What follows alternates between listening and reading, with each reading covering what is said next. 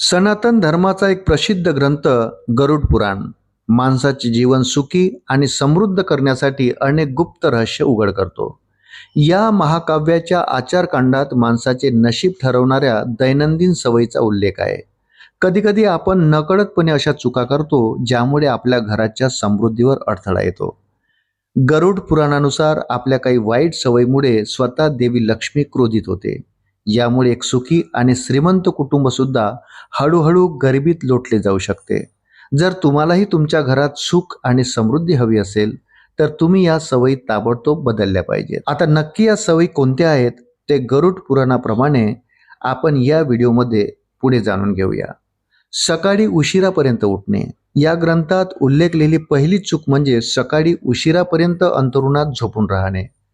गरुड पुराणानुसार जे लोक सूर्योदयानंतरही अंथरुणात राहतात त्यांच्या घरात देवी लक्ष्मीचा वास कधीच येत नाही. सकाळ ही देवांच्या आगमनाची वेळ आहे. यावेळी झोपल्याने शरीरातील आळस वाढतो आणि सकारात्मक ऊर्जा घरातून निघून जाते.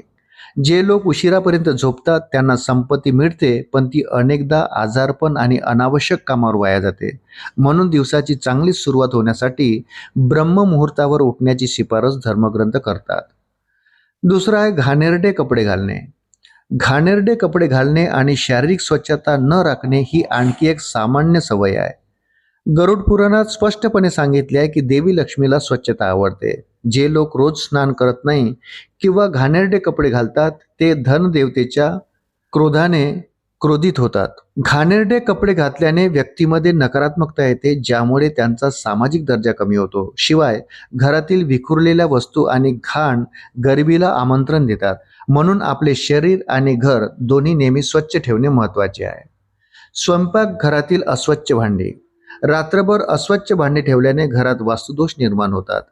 त्यामुळे कुटुंबातील सदस्यामुळे तणाव आणि आजारपण वाढते आणि अनावश्यक खर्च होतो. म्हणून रात्री सुद्धा सकारात्मक ऊर्जा टिकवून ठेवण्यासाठी झोपण्यापूर्वी स्वयंपाकघर पूर्णपणे स्वच्छ केले पाहिजे. स्वयंपाकघरातील एक सामान्य चूक हे गरिबीचे प्रमुख कारण आहे. लोक अनेकदा घाणेरडी भांडी रात्रभर सिंकमध्ये तशीच ठेवतात.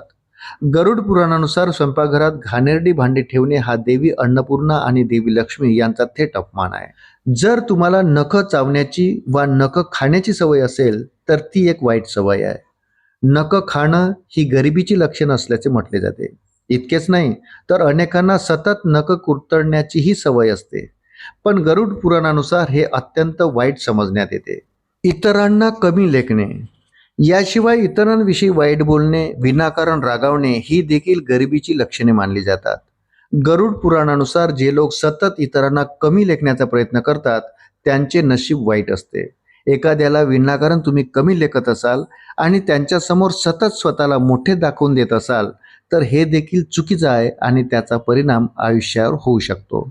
या वाईट सवयीमुळे घरात अशांत वातावरण निर्माण होते. जिथे शांती नसते तिथे देवी लक्ष्मी कधीही वास करत नाही.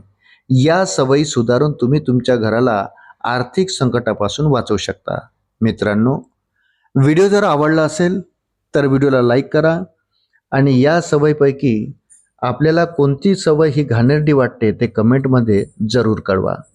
भेटूया पुन्हा अशाच महत्त्वपूर्ण माहितीसोबत. तोपर्यंत धन्यवाद.